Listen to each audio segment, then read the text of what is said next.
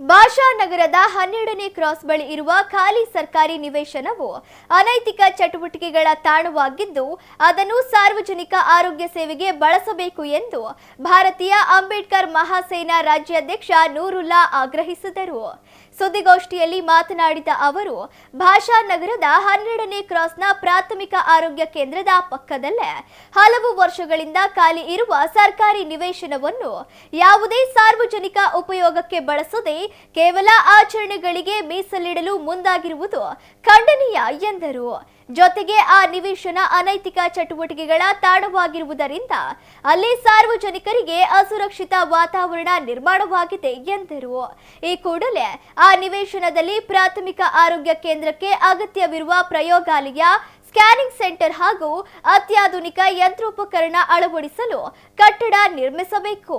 ಭಾಷಾನಗರ ಹಾಗೂ ಸುತ್ತಮುತ್ತಲಿನ ಪ್ರದೇಶಗಳಲ್ಲಿ ಸುಮಾರು 8 ರಿಂದ 10 ಕಿಲೋಮೀಟರ್ ವ್ಯಾಪ್ತಿಯಲ್ಲಿ ಯಾವುದೇ ಸರ್ಕಾರಿ ಪ್ರಯೋಗಾಲಯಗಳು ಅಥವಾ ಸ್ಕ್ಯಾನಿಂಗ್ ಸೌಲಭ್ಯಗಳಿಲ್ಲ. ಬಡ ಜನರು ಹಾಗೂ ರೋಗಿಗಳು ಸಣ್ಣ ಆರೋಗ್ಯ ತಪಾಸಣೆಗೆ ಸಹ 5 ರಿಂದ 6 ಕಿಲೋಮೀಟರ್ ದೂರ ಹೋಗಬೇಕಾಗಿದ್ದು, ಹೀಗಾಗಿ ಸಾರ್ವಜನಿಕರ ಹಿತದೃಷ್ಟಿಯಿಂದ ಸರ್ಕಾರ ಹಾಗೂ ಸಂಬಂಧಪಟ್ಟ ಅಧಿಕಾರಿಗಳು ತಕ್ಷಣ ಕ್ರಮ ಕೈಗೊಂಡು ಖಾಲಿ ನಿವೇಶನವನ್ನು ಆರೋಗ್ಯ ಕೇಂದ್ರಕ್ಕೆ ನೀಡುವಂತೆ ಒತ್ತಾಯಿಸಿದರು. ಹಾಸ್ಪಿಟಲ್ ಇದೆ, ಅದರ ಪಕ್ಕಕ್ಕೊಂದು ಖಾಲಿ ಜಾಗ ಇದೆ.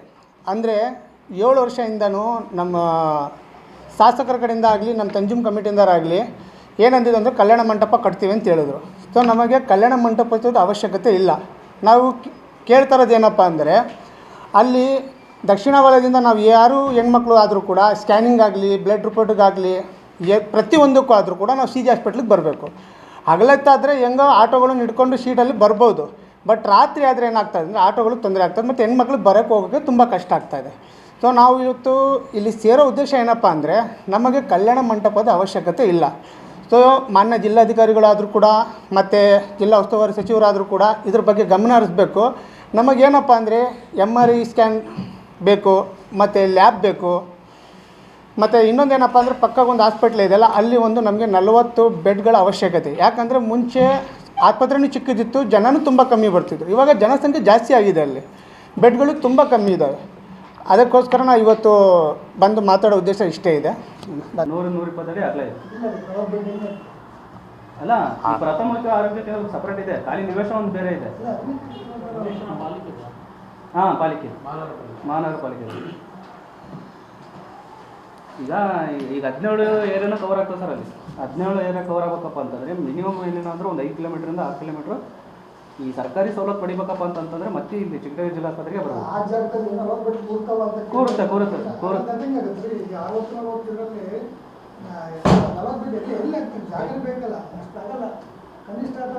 ಸರ್ ಅದು ಖಾಲಿ ನಿವೇಶನ ಅಷ್ಟಿದೆ. ಈ ಪ್ರಾಥಮಿಕ ಆರೋಗ್ಯ ಕೇಂದ್ರ ಇದಲ್ಲ, ಅದು ಎರಡು ಮಂಜೂರು ಮಾಡಿ ಮಾಡ್ಕೋಬೋದಲ್ಲ. ಅಲ್ಲ, ಪಕ್ಕದಾಗೇನ ಹೆರಿಗೆ ಹಾಸ್ಪಿಟ್ಲ್ ಇದೆ ಸರ್, ಅದು ಭಾಳ ಸಣ್ಣಗಿದೆ. ಈಗ ಅಲ್ಲಿ ಸರೌಂಡಿಂಗ್ ಸಂಬಂಧಪಟ್ಟಾಗೆ ಸುತ್ತಮುತ್ತ ಹಳ್ಳಿಗಳು ಇದಾವೆ. ಈ MRI ಸ್ಕ್ಯಾನ್ ಆಗಿರ್ಬೋದು, CT ಸ್ಕ್ಯಾನ್ ಆಗಿರ್ಬೋದು, ಈಗ ಬ್ಲಡ್ ಟೆಸ್ಟಿಂಗ್ ಲ್ಯಾಬ್ಗಳು ಆಗಿರ್ಬೋದು, ಇವನ್ನೆಲ್ಲ ಅಲ್ಲಿ ಮಾಡಿದ್ರೆ ಒಂದು ಸೆಂಟ್ರ್ ಪಾಯಿಂಟ್ ಆಗ್ತದೆ. ಅದು ಈ ಸೆಂಟ್ರ್ ಪಾಯಿಂಟ್ ಉದ್ದೇಶ ಏನಪ್ಪ ಅಂತಂದರೆ ಎಲ್ಲರಿಗೂ ಈಗ ದಕ್ಷಿಣ ಲೆಕ್ಕದಾಗ ಅನ್ಕೊಂಡಂಗೆ ದಕ್ಷಿಣ ಲೆಕ್ಕಕ್ಕೆ ಯೂಸ್ ಆಗಂಗೆ ಆಲ್ಮೋಸ್ಟ್ ಎಲ್ಲರಿಗೂ ಕವರ್ ಆಗ್ತದೆ. ಇಲ್ಲ ಅದೇ ದಾವಣಗೆರೆಗೆ ಇಲ್ಲ. ನಮ್ಮ ಟೋಟಲಿ ನಮ್ಮ ದಾವಣಗೆರೆಗೆ ಇಲ್ಲ ಸರ್. MRI ಸ್ಕ್ಯಾನ್ ಮಾಡ್ಕೋಬೇಕಂದ್ರೆ ನಾವು ದುರ್ಗಕ್ಕೆ ಹೋಗ್ಬೇಕು. ಅದನ್ನ ಅಲ್ಲಿ ಮಾಡ್ಕೊಡ್ಲಿ ಅಂತ, ಅದೇ ಅಲ್ಲಿ ಮಾಡ್ಕೊಳ್ಳಿ ಅಂತ ಹೇಳ್ತಾರೆ. ಜಾಗ ಆಯ್ತಾ ಅಲ್ಲಿ ಗೌರ್ಮೆಂಟ್ ಆಸ್ಪತ್ರೆ ಕೊಡೋಕಿನ ನೇರವಾಗಿ ಅಲ್ಲೇ ಕೊಟ್ಬಿಟ್ರೆ ಸೆಂಟ್ರ್ ಪ್ಲೇಸ್ ಆಗ್ತದಲ್ಲ ಅದಂತೇಳಿ. MRI ಹಂಗೆ ಅಪ್ರೂವಲ್ ಆಗಿ ಮಾಡಿಸ್ಬೇಕು ಅನ್ನೋದೇ ಇಂಟೆನ್ಷನ್ ಇದ್ರೆ ಸರ್ಕಾರಕ್ಕೆ, ಅದನ್ನ ಅಲ್ಲೇ ಮಾಡಿಸ್ಕೊಳ್ಳಿ ಅಂತ ಹೇಳ್ತಾರೆ. ಯಾಕಂದರೆ ಅಲ್ಲಿ ನಾವು ಕೇಳಿರೋದು ಎಲ್ಲ ಏನೇನಿದೆಯಲ್ಲ ಅಲ್ಲಿ ಮಾಡಿಕೊಟ್ರೆ ಭಾಳ ಜನಕ್ಕೆ ತುಂಬ ಇನ್ನೊಂದು ಅನುಕೂಲ ಆಗುತ್ತೆ. ಭಾಳ ಏನಪ್ಪ ಅಂತಂದರೆ ಈಗ ಅಲ್ಲಿ CT ಸ್ಕ್ಯಾನ್ ಇದೆ ಚಿಕ್ಕದೇವಿ ಜಿಲ್ಲಾಸ್ಪತ್ರೆಯಲ್ಲಿ, ಒಂದು ಅರ್ಧ ಸಂಸ್ಥೆ ಅರ್ಧ ಗೌರ್ಮೆಂಟ್.